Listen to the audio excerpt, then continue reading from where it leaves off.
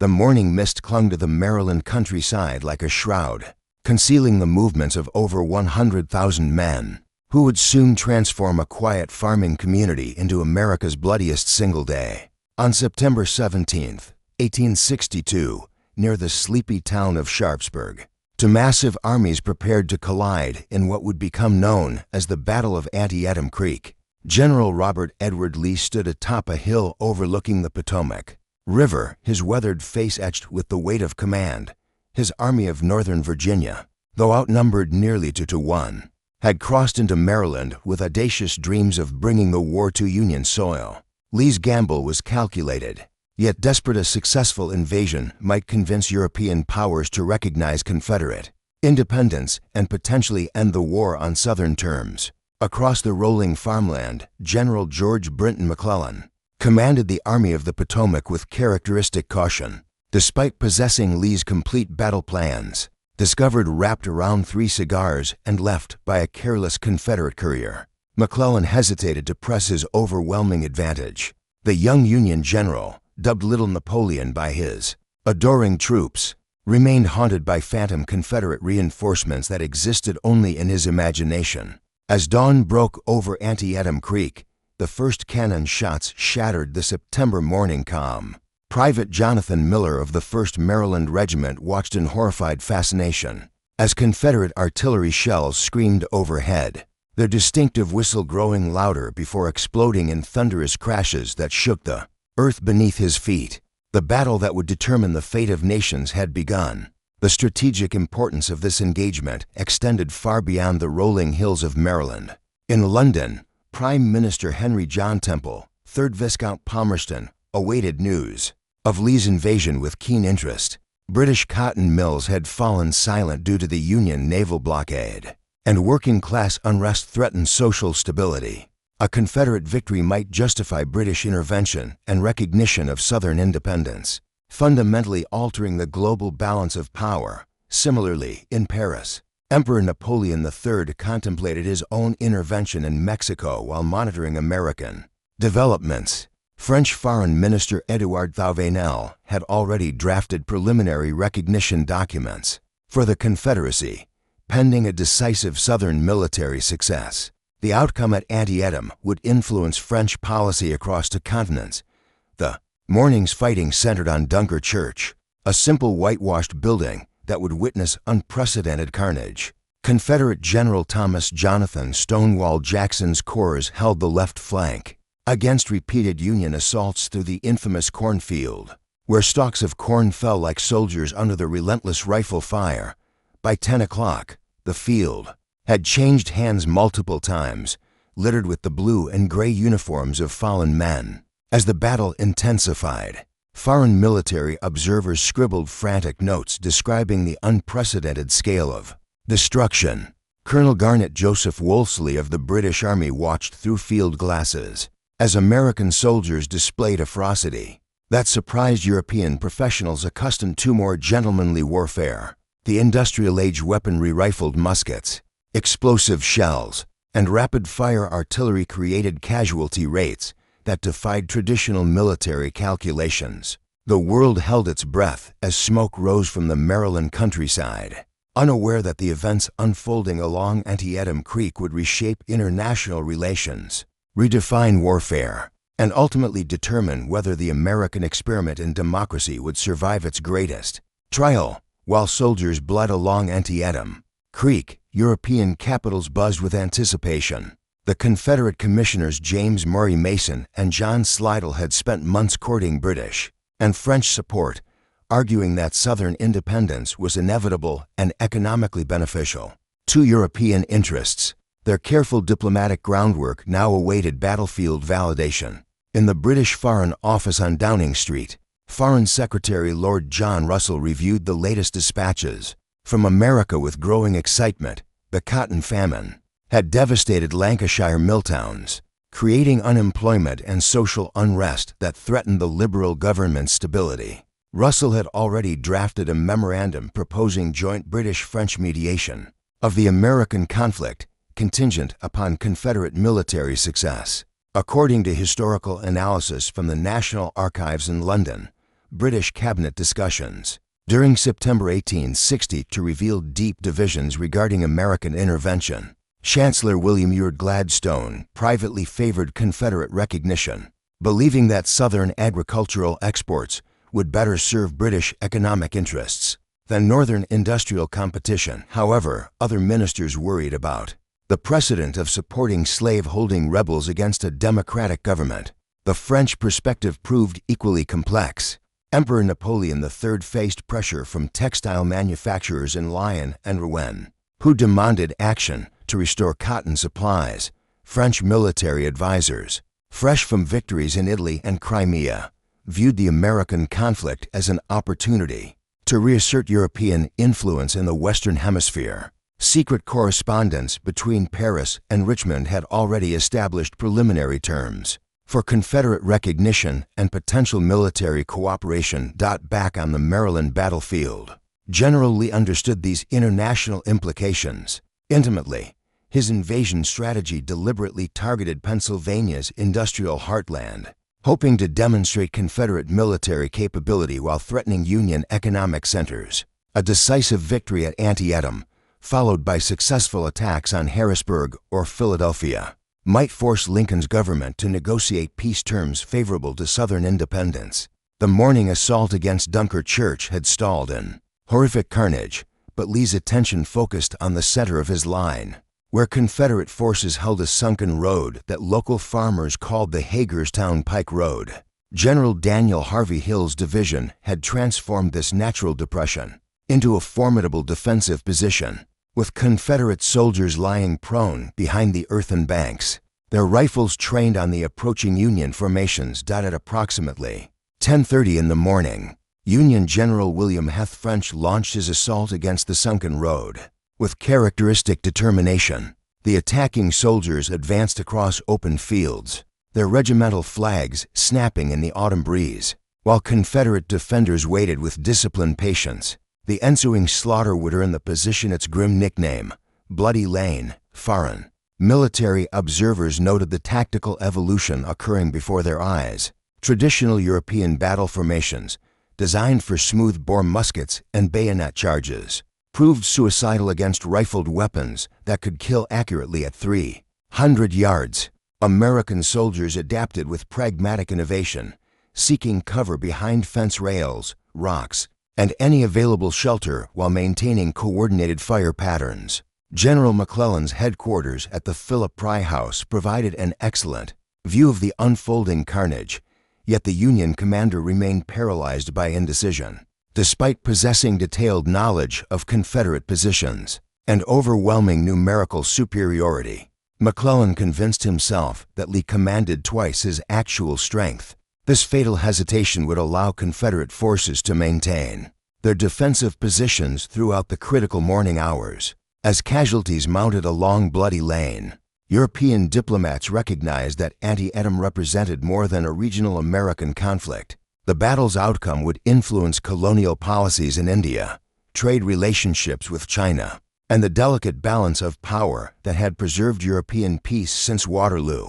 The stakes could not have been higher. The sun climbed higher over the Maryland landscape as the battle's focus shifted to the sunken road that would forever bear the name Bloody Lane. General Daniel Harvey Hill's Confederate division had occupied this natural trench since dawn, transforming the farming road into a death trap for advancing Union forces. What began as a tactical advantage would become a charnel house that shocked international observers. Colonel Arthur James Lyon, Fremantle of the Coldstream Guards, positioned himself on a nearby ridgeline, documenting the unprecedented carnage. For the British War Office, his dispatches, later published in 3 months in the southern states, would influence British military doctrine for decades. Fremantle watched in horrified fascination as Union General William Heth French's Second Corps advanced across open ground toward the Confederate positions. The attacking Federal soldiers moved with parade ground precision, their blue uniforms creating distinct lines against the autumn landscape. Confederate defenders waited in disciplined silence until the Union formations reached optimal range, approximately 100 yards from the sunken road. Then Hill's men rose as one, delivering a devastating volley that shattered the Federal advance.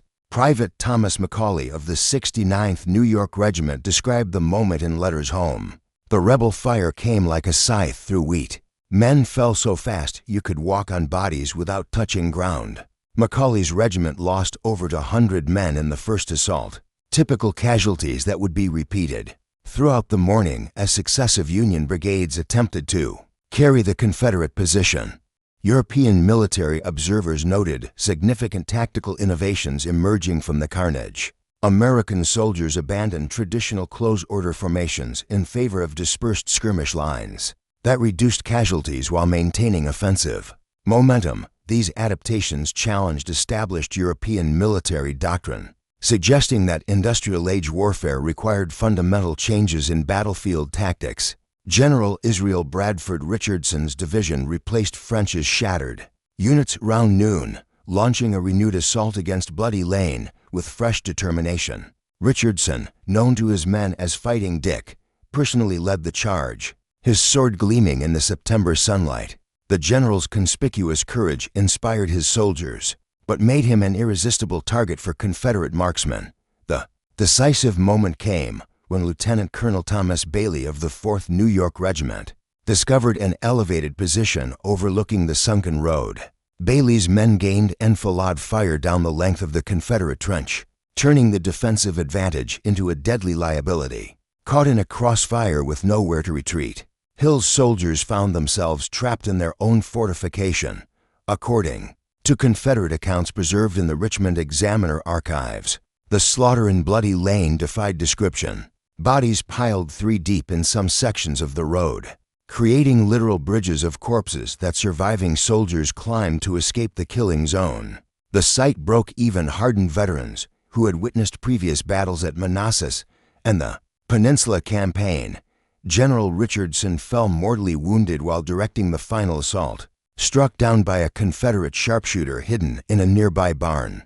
His death symbolized the cost of victory along Bloody Lane, where Union success came at a price that shocked international observers. The tactical lessons learned in Maryland would influence military planning from Prussia to Japan. French military attaché Colonel Adolphe Wolfe transmitted detailed reports to Paris, describing American military innovations. His observations regarding artillery coordination, medical evacuation procedures, and logistical support systems impressed Napoleon III's military advisors, who began incorporating American lessons into French colonial campaigns. By 1:00 in the afternoon, Confederate resistance along Bloody Lane had collapsed completely. Hill's survivors streamed toward Sharpsburg in disorder, leaving behind over 2,000 casualties in what had become the war's most concentrated killing ground. The road earned its grim nickname from the literal carpet of bodies that filled the depression.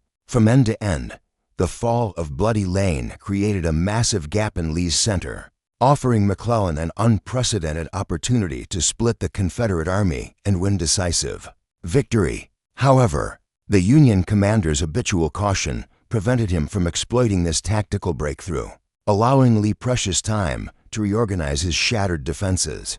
While smoke still rose from Bloody Lane, the battle's final act unfolded. At a narrow stone bridge spanning Antietam Creek, this seemingly insignificant structure, built by local farmers for crossing livestock, would become the focal point of international attention as General Ambrose Everett Burnside's 9th Corps prepared to assault Confederate positions. On the western bank, the bridge, barely 12 feet wide and 125 feet long, created a natural bottleneck that Confederate defenders exploited with deadly efficiency. General Robert Toombs of Georgia had positioned his small brigade on the heights overlooking the creek, transforming the crossing into a killing field where Union numerical superiority counted for nothing. British military observer Colonel Garnett Joseph Wolseley watched the initial assault attempts with professional interest, noting how terrain features could negate overwhelming numerical advantages. His reports to the War Office emphasized the importance of reconnaissance and tactical flexibility in modern warfare, lessons that would influence British colonial military operations from Afghanistan to Sudan. General Burnside, commanding over 12,000 Union soldiers faced the tactical nightmare of funneling his entire corps across a single narrow span, under concentrated enemy fire. The general's staff had identified several potential fording sites upstream, but McClellan's explicit orders demanded that Burnside carry the stone bridge. Regardless of casualties, the first assault began at 10 o'clock in the morning with the 11th Connecticut Regiment advancing in column formation toward the bridge. Confederate sharpshooters, concealed among the rocks and trees on the opposite bank, opened fire with devastating accuracy. Colonel Henry Walton Kingsbury led his men onto the stone span, falling mortally wounded halfway across as Georgian rifles found their mark. Private Elisha Hunt Rhodes of the 2nd Rhode Island Regiment described the chaos. The bridge became a slaughter pen. Men fell like autumn leaves, their bodies tumbling into the creek below. Rhodes survived the crossing, but never forgot the sight of his comrades' bodies floating downstream, their blue uniforms darkening the creek water. French military advisors, studying the battle, noted significant innovations in American defensive tactics. Confederate forces employed coordinated fire patterns that maximized their limited ammunition, while maintaining continuous pressure on attacking formations. These techniques challenged traditional European assumptions about the relationship between firepower and manpower. General Isaac Peace Rodman's flanking movement upstream offered Burnside an alternative to the bloody bridge assault, but communication delays prevented coordination between the two attacks. Rodman's men successfully crossed Antietam Creek at Snavely's Ford, but their isolated position made them vulnerable to Confederate counterattack.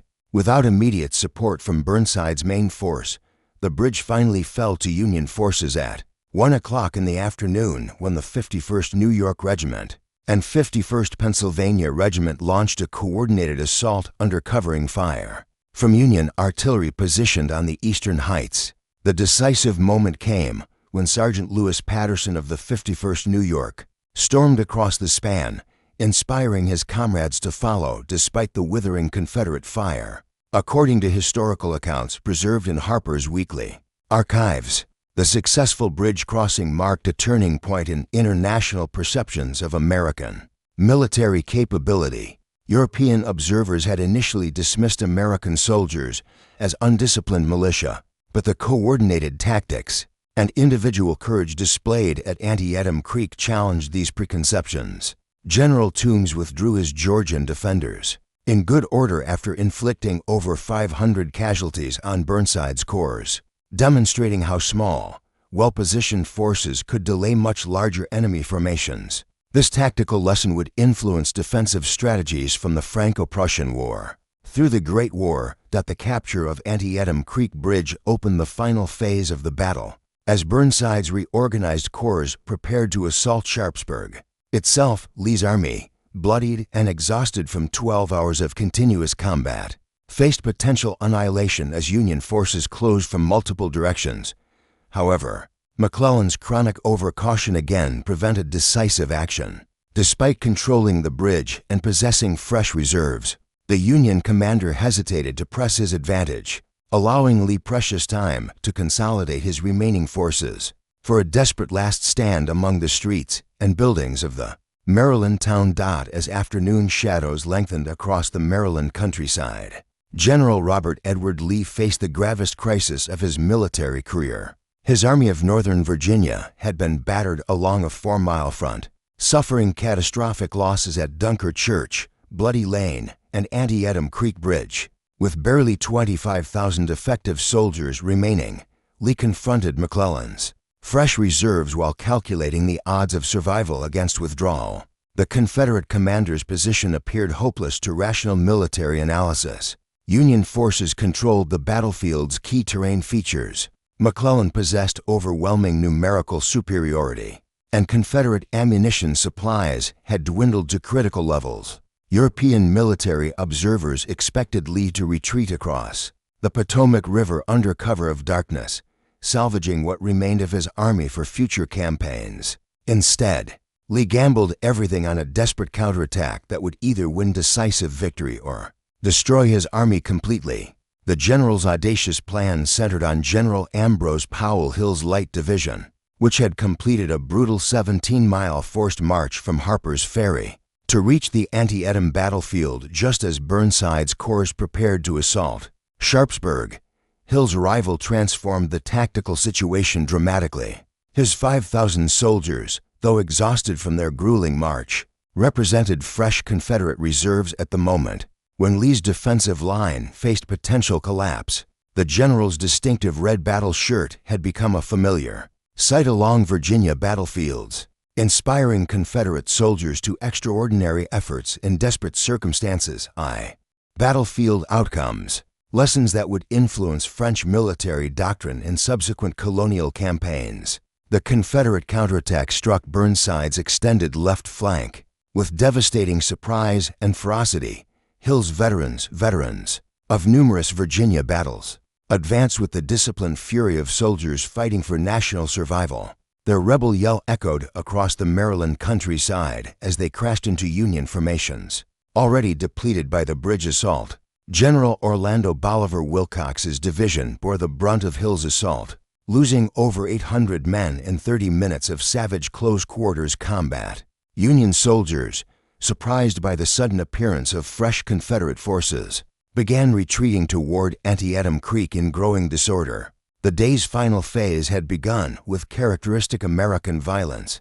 British observer Colonel Arthur James Lyon Fremantle documented the Confederate counterattack's psychological impact on Union morale. Federal soldiers, who had fought courageously throughout the morning, suddenly found themselves facing fresh enemy reserves they thought impossible. The shock of Hill's appearance demoralized entire Union regiments, causing tactical withdrawals that quickly became general retreats. Lee's gamble succeeded beyond his wildest calculations. Burnside's corps, which had seemed poised to capture Sharpsburg and split the Confederate Army, found itself fighting desperately to maintain its positions along Antietam Creek. The bridge that had cost so much Union blood to capture now became their salvation, providing an escape route across the creek's protective barrier. General McClellan, observing the Confederate counterattack from his headquarters at the Philip Pry House, once again succumbed to his chronic overcaution. Despite possessing the fresh corps held in reserve throughout the day, the Union commander refused to commit additional forces, convinced that Lee's counterattack represented the advance guard of massive Confederate reinforcements that existed only in McClellan's imagination. The missed opportunity would haunt Union leadership for generations. With barely 25,000 effective Confederate soldiers remaining on the field, McClellan's fresh reserves could have overwhelmed Lee's exhausted army and ended the war in Maryland.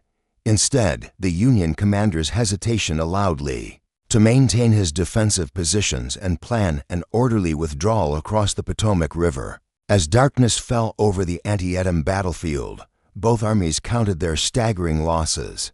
Over 23,000 American soldiers had fallen in a single day's fighting, casualty figures that shocked international observers accustomed to European warfare's more limited scope. The bloodiest day in American military history had ended in tactical stalemate but strategic Confederate defeat. The news of Antietam's carnage reached European capitals through telegraph cables that hummed with unprecedented urgency. In London's Westminster Palace, Prime Minister Henry John Temple, 3rd Viscount Palmerston, studied casualty reports with growing alarm. 23,000 Americans had fallen in a single day, losses that exceeded most European campaigns' total casualties. The scale of violence challenged British assumptions about American military capability and national determination.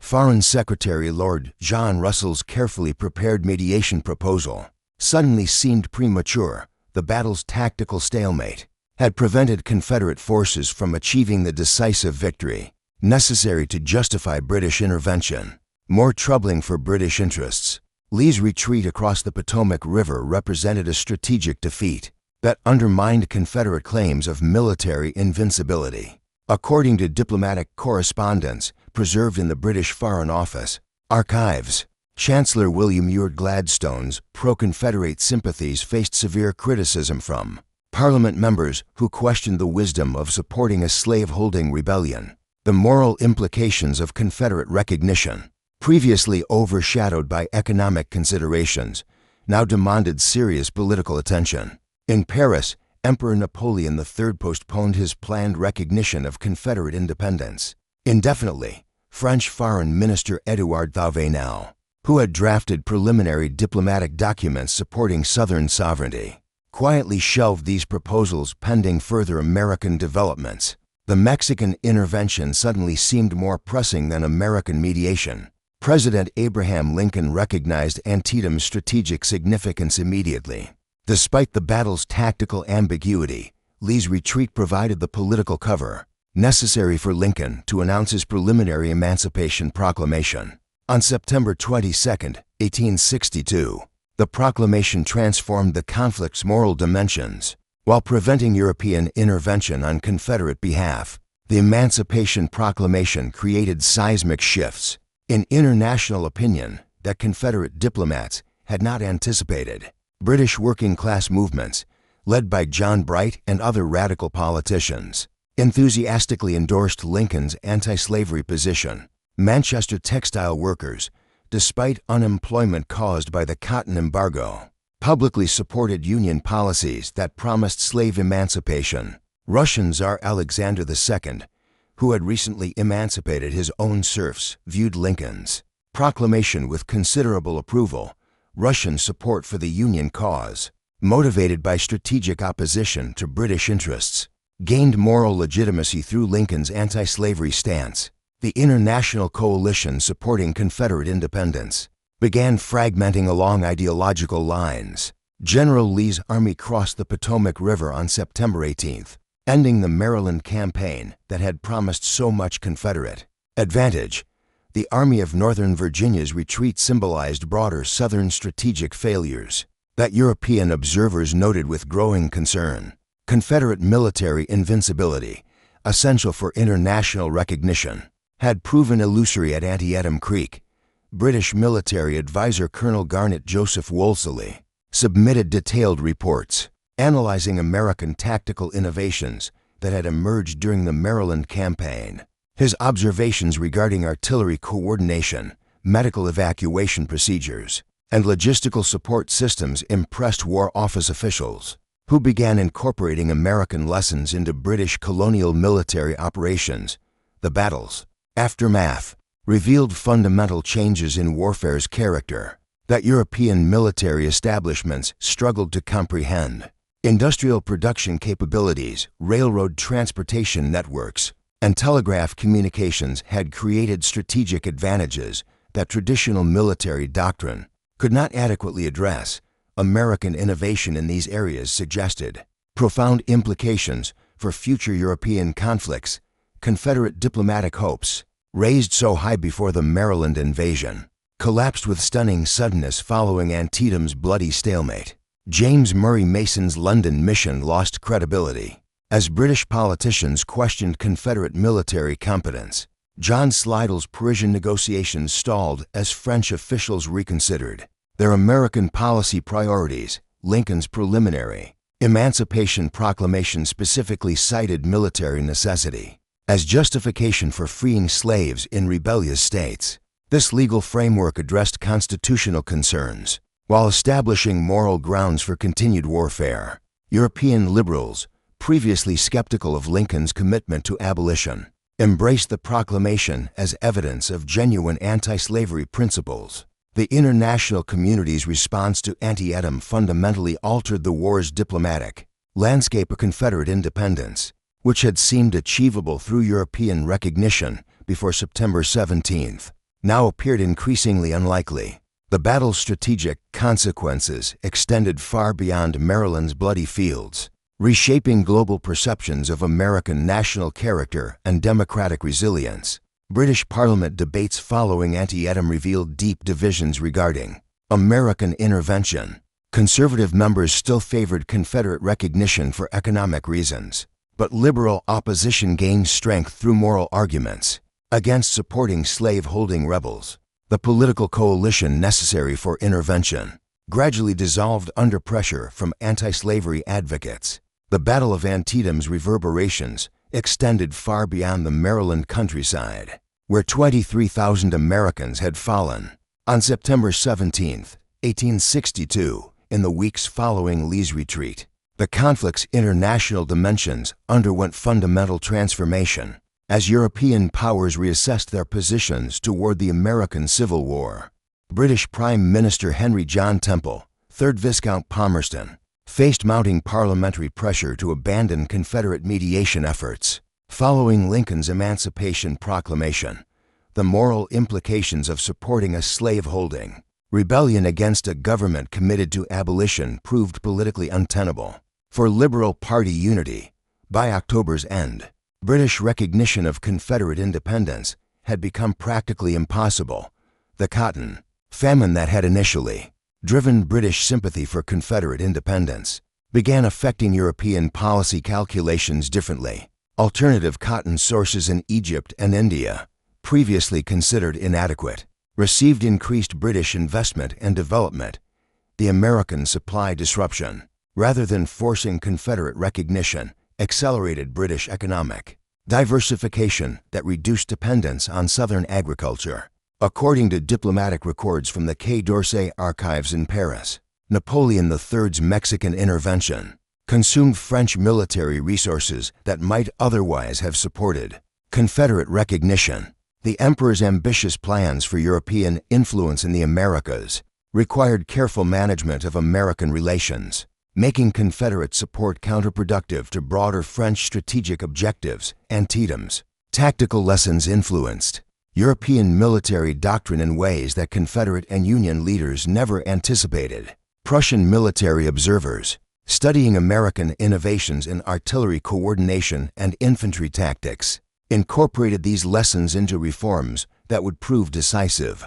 During the Franco-Prussian War, the American conflict became a laboratory for industrial-age warfare that European powers studied intensively. Russian support for the Union cause gained momentum through Antietam's aftermath, as Tsar Alexander II viewed Lincoln's anti-slavery policies favorably following his own serf emancipation. Russian naval squadrons visited New York and San Francisco during the winter of 1862 to 1863, demonstrating support for Union policies while countering British naval superiority. The international arms trade experienced dramatic shifts following Antietam's demonstration of modern warfare's destructive capability. European manufacturers recognized the growing market for rifled weapons, improved artillery, and military communications equipment. American innovation in these areas created competitive pressures that accelerated European military-industrial development. Confederate diplomatic efforts collapsed systematically in European capitals. As Antietam's strategic implications became clear, James Murray Mason's London mission lost credibility when British officials concluded that Confederate military success was unlikely without European intervention. That domestic politics rendered impossible, the South's diplomatic isolation deepened. Throughout the autumn of 1862, Lincoln's preliminary Emancipation Proclamation, announced 5 days after Antietam, completed the transformation of international opinion that the battle had initiated. European liberal movements embraced the Union cause with unprecedented enthusiasm, organizing rallies and fundraising campaigns that demonstrated popular support for American democracy and anti-slavery principles. The battle's medical innovations attracted international attention as European military establishments studied American advances in battlefield surgery, evacuation procedures, and hospital organization. Clara Barton's nursing innovations and Jonathan Letterman's medical corps reforms influenced European military medical practices for decades following the American conflict. International financial markets reflected Antietam's strategic significance. Through dramatic shifts in government bond prices and currency valuations, Confederate bonds, previously attractive to European investors, lost value as military prospects dimmed. Union securities gained strength as international confidence in American democratic institutions recovered. European intellectuals and political theorists found in Antietam's aftermath vindication of democratic government's resilience under extreme stress. John Stuart Mill, Karl Marx, and other influential thinkers praised American democracy's ability to survive internal division while maintaining moral principles.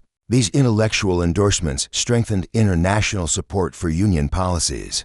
The battle's long-term consequences extended well into the 20th century, establishing precedents for democratic nations fighting total wars while maintaining constitutional government. Antietam demonstrated that popular governments could mobilize resources and sustain casualties on scales previously associated with autocratic empires, challenging fundamental assumptions about democratic military capability. By December 1862, the international isolation that had initially threatened Union survival had reversed completely. European powers that had contemplated Confederate recognition before Antietam now provided diplomatic, economic, and moral support for Lincoln's government.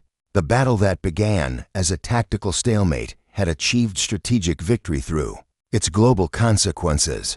The transformation of international opinion following Antietam established patterns of democratic solidarity that would influence global conflicts through to world wars and beyond.